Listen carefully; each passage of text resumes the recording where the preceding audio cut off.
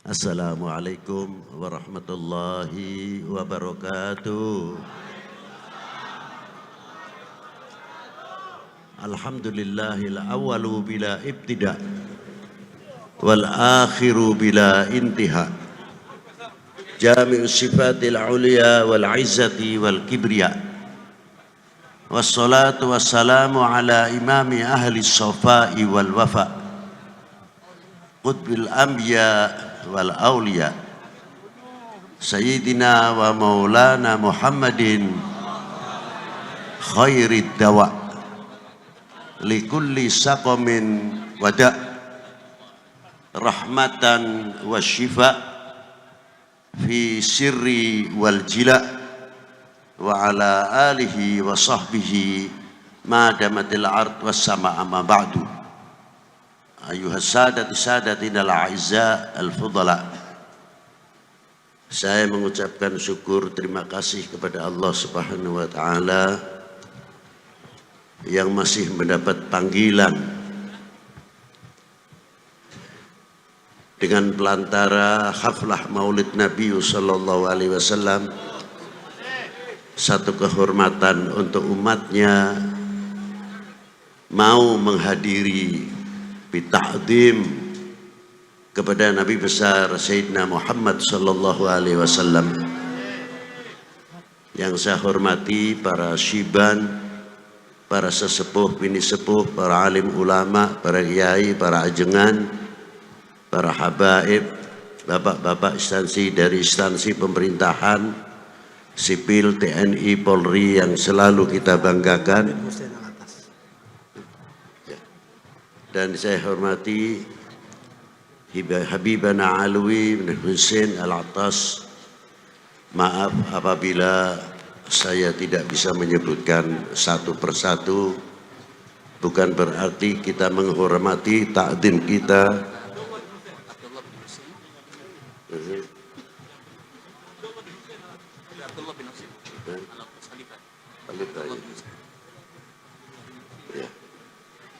Tidak berarti mengurangi hormat takdim kita kepada para beliau, dan tidak terlepas kepada pengganti atau penerus.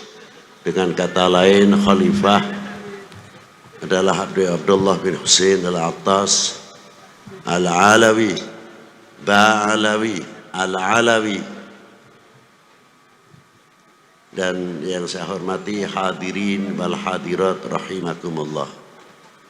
Majelis ini adalah majelis syukur. Majelis yang melahirkan ungkapan-ungkapan rasa terima kasih yang tiada terhingga kepada baginda Nabi sallallahu alaihi wasallam.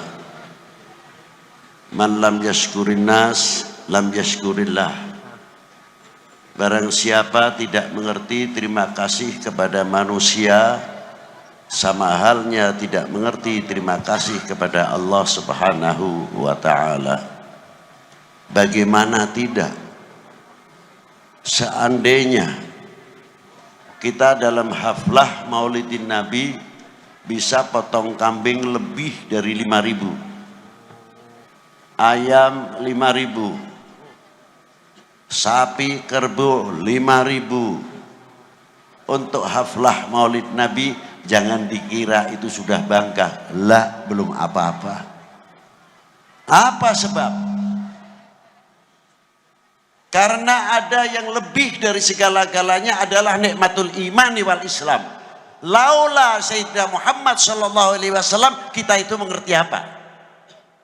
Di sini letaknya hormatil Maulid Nabi sallallahu alaihi wasallam. Karena Rasulullah tidak perlu diagungkan, bukan berlebihan. Allah Ta'ala sudah memberikan kelebihan-kelebihan yang luar biasa, tidak ada tandingan. Kita yang butuh sama Maulid, kita yang dahaga sama Maulid Nabi sallallahu alaihi wasallam. Sering saya ulang-ulang sabdanya Allah Subhanahu wa taala, "Qul in kuntum tuhibbunallaha fattabi'uni yuhibbukumullah." Katakanlah kekasihku, kepada umatmu bila kalian benar cinta kepada aku, yakni Allah Subhanahu wa taala. Rasulullah mendapat mandat resmi dari Allah taala dengan kalimatul mufrad, bukan kalimatul jama'. Fattabi'uni, ikutilah jejakku, ikutilah aku. Yuhibbukumullah, kalian akan dicintai kepada Allah Subhanahu wa taala oleh Allah taala.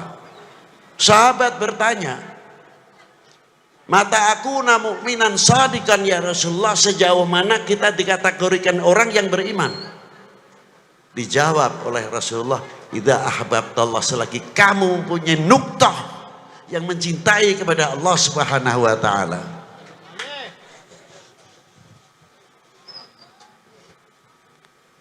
Yang kedua, sahabat itu tadi bertanya, lalu kepada siapa lagi ya Rasulullah? Kepada utusannya. Selanjutnya ya Rasulullah, mengikuti torekohnya, sunnahnya. Aneh, kalimat torekoh, sunnah dibelakangkan, yang awal mahabbahnya dahulu. Apa sebab? Kalau orang mahabbah kepada Rasulullah, menjalankan sunnahnya, torekotnya, sunnahnya, tidak membayangkan pahalanya seberapa. Karena apa? Mahabbah itu mahal betul. Tapi kalau tidak ada mahabbah, tanya pahalanya apa saja. Ini perbedaannya orang cinta dan orang yang tidak cinta. Dan orang yang mencintai kepada umat, mencintai kepada ahli bait Nabi, mencintai kepada sahabat, semuanya mencintai kepada para aulia, tidak mungkin apalagi kepada keluarganya membuka aibnya orang yang dicintainya. Karena apa? Mahabbah. Maka dari itu pendidikan akhlakul karimah oleh Allah Subhanahu wa taala untuk umatnya sangat luar biasa. Apa di antaranya? Karena Allah Subhanahu wa taala memanggil para nabinya, para anbiya atau para rasulnya bi asma'ihim, dengan namanya masing-masing. Ya Musa, ya Ibrahim, ya Ismail, wa Ishaq, wa Yaqub, ila akhiril ayat yang disebutkan di dalam Al-Qur'anul Karim. Allah Ta'ala melarang kepada kita, la taj'al du'a rasul bainakum kaddu'a ba'dukum ba'dah. Jangan kamu memanggil kekasihku ini sebagaimana engkau memanggil sesamamu. Anehnya, yang menciptakan memberikan contoh kepada umat ini. Apa panggilan Allah kepada Rasulullah? Tidak ada kalimatun nida, ya Muhammad, ya Ahmad.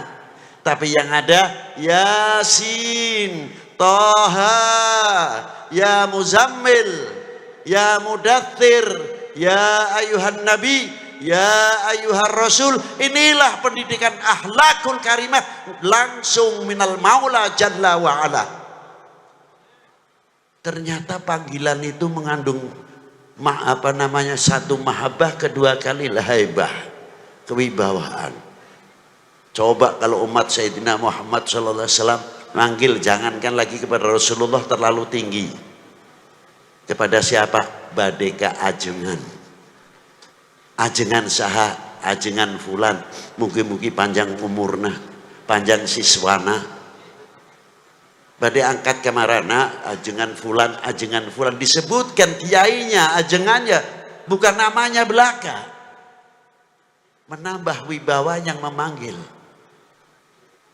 Begitu pula kita seumpamanya kepada ustadz yang mengajarkan anak-anak kita, orang yang tua padahal umurnya jauh lebih daripada ustadznya, memanggilnya apa? Ya ustadz, ya ustadz bang. Anaknya akan melihat bapaknya apa?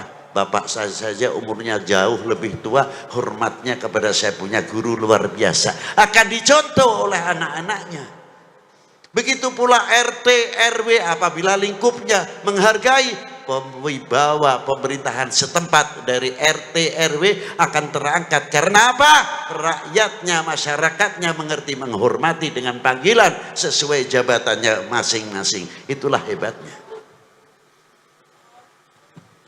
Maka dari itu, apabila umat ini Semua mengagungkan kepada Rasulullah dengan panggilan-panggilan baginda Nabi Rasulullah sallallahu alaihi wasallam, Sayyidina wa Maulana Muhammadin. Haibatul Islam, haibatul umat Islam luar biasa, tidak akan turun. Mengapa kita haibahnya turun? Kita koreksi dan introspeksi kepada diri kita masing-masing, sejauh mana kita mahabbah kepada baginda Nabi sallallahu alaihi wasallam. Hadits ini diteruskan, di tengah-tengahnya ada kalimat wal yatawaffatun nas fil iman ala qadri tafawutihim fi mahabbati. Kadar bobot iman seseorang adalah tergantung kecintaannya kepada aku. Bila mana kecintaannya sama Rasulullah luar biasa, imannya akan semakin meningkat, menambah dan akan berkembang makrifatnya. Hadis ini bisa diputar balik oleh siapa? Oleh oknum manusia yang akan menghancurkan umat Islam khususnya dan umat beragama pada umumnya. Apa diantaranya ditafsirkan? Oh, kalau begitu, kalau menghancurkan umat Islam, kalau menghancurkan umat beragama, jauhkan kepercayaannya masyarakat, kepercayaannya umat ini kepada nabinya, kepada ulamanya, kepada habaibnya, kepada tokoh-tokoh dunia Islam, supaya jauh. Apabila ini sudah terjadi, maka umat Islam akan mudah dihancurkan. Yang kedua, ditafsirkan bagaimana caranya untuk menghancurkan pemerintah. Bagaimana cara menghancurkan tidak percaya kepada TNI Polri-nya? Orbit terus. Kesalahan yang kecil diorbitkan supaya kepercayaan masyarakat ini jauh. Dia angkat yang oknum-oknumnya supaya apa? Kita semakin jauh kepercayaannya kepada TNI Polri-nya dan pemerintah. Apabila masyarakat ini sudah kena hoax, karena di Indonesia ada dua ketahanan yang kuat. Yang pertama, pertahanan yang kuat adalah TNI Polri, ekonomi, pertanian, pendidikan. Itu diantara pertahanan nasional. Yang kedua, pertahanan semesta adalah rakyat. Bagaimana cara menghancurkan? Bikin hoax. Buka aib-aib, kesalahan-kesalahan kalau tahu ada. Sekecil apapun, biar habaib dengan habaib tarung. Habaib tidak percaya dengan warga Nahdlatul Ulama atau Nahdlatul Ulamanya, biar Nahdlatul Ulama tidak suka kepada Ahlul Bait, antar kiai dengan kiai. 8 tahun yang lalu sudah pernah saya ingatkan. Apa yang terjadi? Arahnya kemana? Arahnya supaya Indonesia chaos, supaya kita tidak percaya, sehingga kita sesama kita tarung baku hantam, sehingga Indonesia tidak bisa akan maju. Selalu begitu yang diharapkan, sehingga Indonesia pecah-pecah. Wahai bangsaku yang kubanggakan, relakah negerimu terpecah belah? Jawab yang keras. Wahai bangsaku yang kubanggakan, relakah negerimu terpecah belah? Relakah para habaib dipecah belah? Relakah para ulama dipecah belah? Relakah negeri ini dipecah belah? Relakah TNI Polri dengan masyarakat dipecah belah? Itu ya yang paling istimewa. Berarti benteng-benteng Indonesia ada di pundak kalian, tanggung jawab ke depan. Jangan bikin malu para ulama-ulama mutakaddimin yang ikut andil besar menegakkan merah putih kembali dan dakwatul Islam yang luar biasa.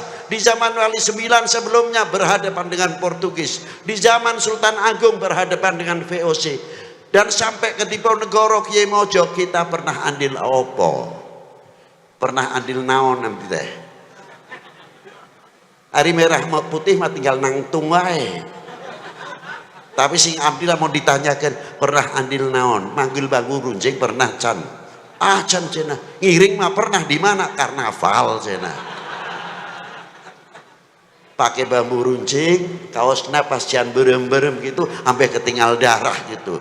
Yo cek aing cenah mah gitu. Maaf bahasa Inggris sebentar. Itulah diantaranya. Karena apa? negara kita, bangsa kita, umat Islam khususnya di Indonesia mempunyai amanah yang luar biasa dari Allah Subhanahu wa taala. Apa amanah tersebut? Tanah air ini pemberian Allah untuk bangsa Indonesia. Siapa lagi kalau bukan kita yang menjaga keutuhannya? Betul? Sehelai rumput yang kering, sebutir pasir Indonesia, kehormatan taruhannya. Betul? Assalamualaikum warahmatullahi wabarakatuh.